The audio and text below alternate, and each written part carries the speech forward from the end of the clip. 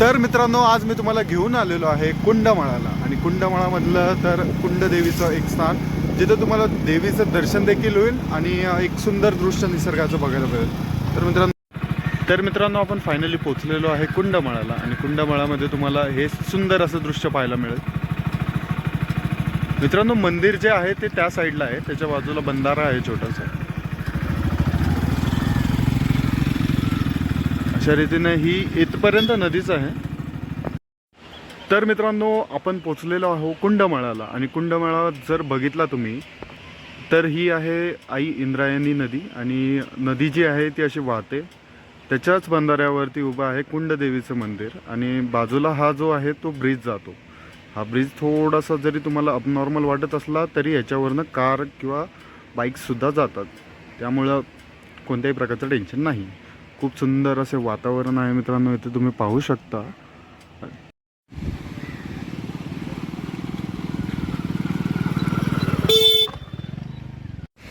मित्रांनो, आपण या ब्रिजवरनं चाललेलो आहे आणि या ब्रिजवर तुम्ही पाहू पण शकता की इथं जे वाहतूक आहे ते येणं जाणं चालतंच. आणि समोर तुम्ही पाहू शकता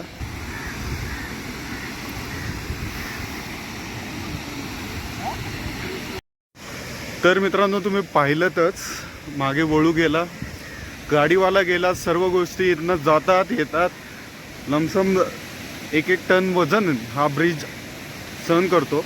आणि त्यापेक्षा उत्तम मित्रांनो, हा एवढा हलतो ना की जर ह्याच्यावरनं चालणाऱ्याला पण भीती वाटत. तर मित्रांनो, अशा एका पॉईंटपर्यंत घेऊन चाललेलो आहे तुम्हाला. आता हे पहा, हा वर्षभर वाहणारा धबधबा म्हणला तरी चालेल किंवा बंधारा. या ठिकाणी अशा रीतीने इंद्रायणी मातेचं पाणी जे आहे ते तिकडे जाऊन मिळतं.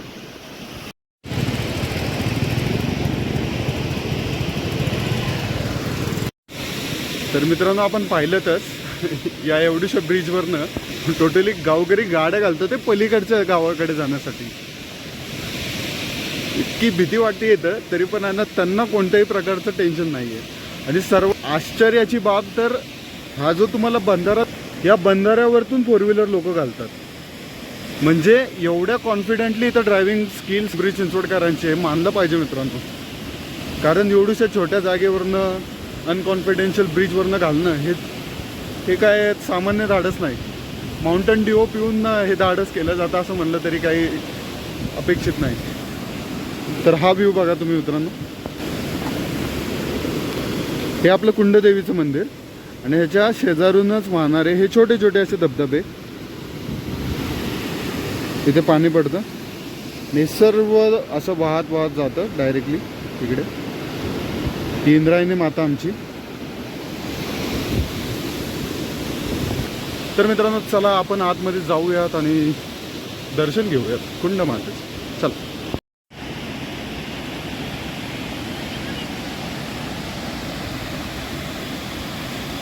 मित्रांनो, आपण आलेलो आहे कुंडदेवी माता मंदिरासमोर. आणि आपण पाहू शकता इथे हे मंदिर आहे, सुंदर अशा रीत्या बांधलेलं मंदिर आहे आणि ते पण नदीमध्ये. मित्रांनो, पावसाळ्यामध्ये हे पूर्णतः मंदिर पाण्याखाली गेलेलं असतं. काही तुम्ही सामान्य लोकांचं धाडस येथे बघू शकता. या ठिकाणी त्यांना जीवाच्या अभावी, म्हणजे जीवाचा धोका नाहीच आहे असं म्हणलं तरी काय नाही. कारण इथनं पाय सटकला तर डायरेक्टली इंद्रायणी माता त्यांना त्यांच्या कुशीमध्ये घेईल, एवढं म्हणायला काही हरकत नाही. आणि तो जो डोंगर दिसतो मित्रांनो, तिथं आहे अमरदेवीचं मंदिर. अमरदेवीचं मंदिर तुम्हाला पाहायला मिळतंय.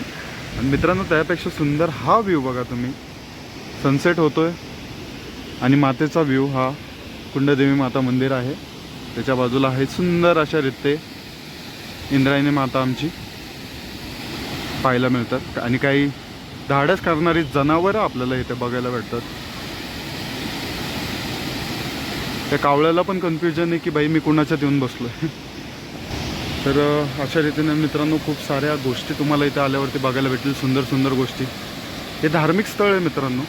धार्मिक स्थळ जरी असलं तरी हे धार्मिक म्हणता येणार नाही, कारण इथं कपल्सची जी संख्या आहे ती एवढी आहे की ह्या धार्मिक स्थळाला त्यांनी एक लव बर्ड पॉईंट बनवून टाकला आहे असं म्हणण्यात काहीही हरकत नाही आहे. तुम्ही सर्व ठिकाणी पाहू शकता मित्रांनो की आपली जी महाराष्ट्रीयन संस्कृती आहे, आपल्या भारतीय संस्कृती आहे, त्याला बट्टे लावायचे कामं इथं चालू आहेत असं म्हणले मला काही फरक नाही पडणार.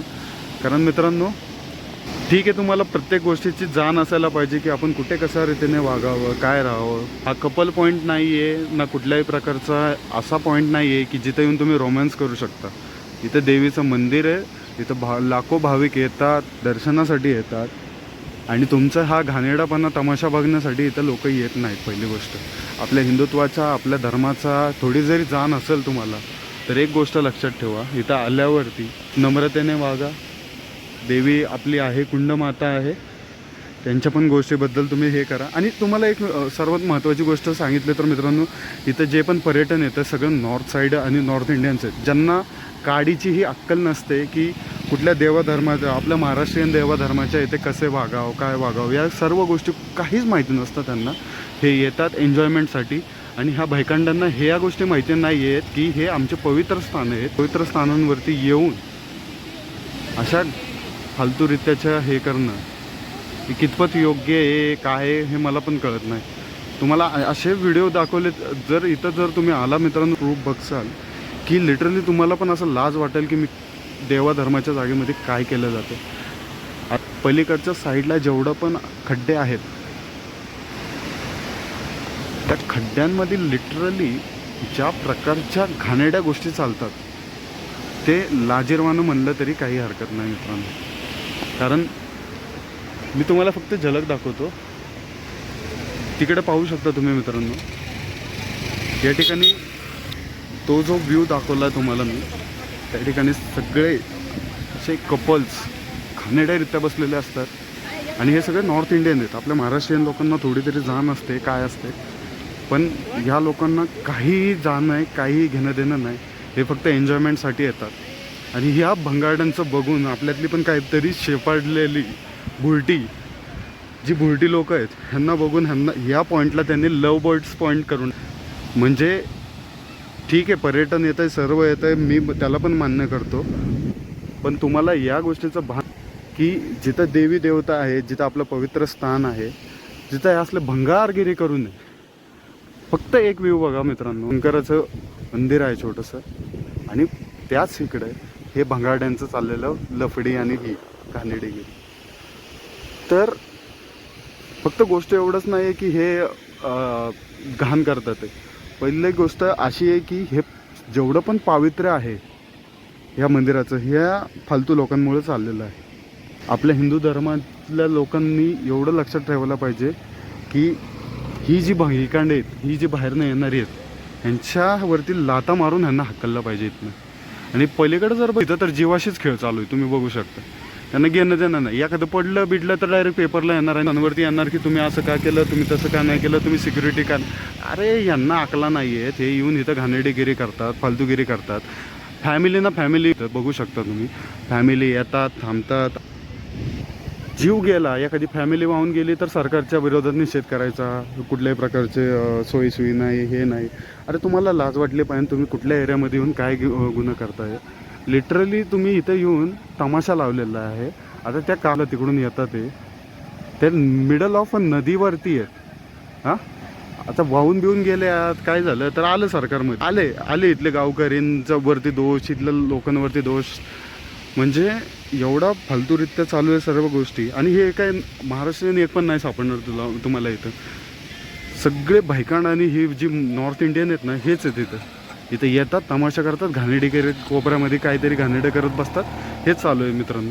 आपले पर्यटन स्थळं, आपले धर्मस्थळं जपा मित्रांनो, एवढं सांगू इच्छितो.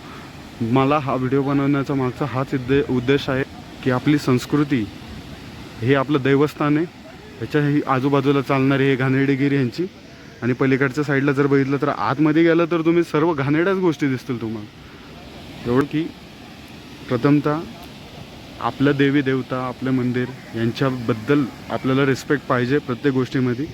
आणि ह्या गोष्टी आपण जिथं पण धर्मस्थळावरती जाऊ ह्या जपल्या पाहिजेत, एवढं सांगेल.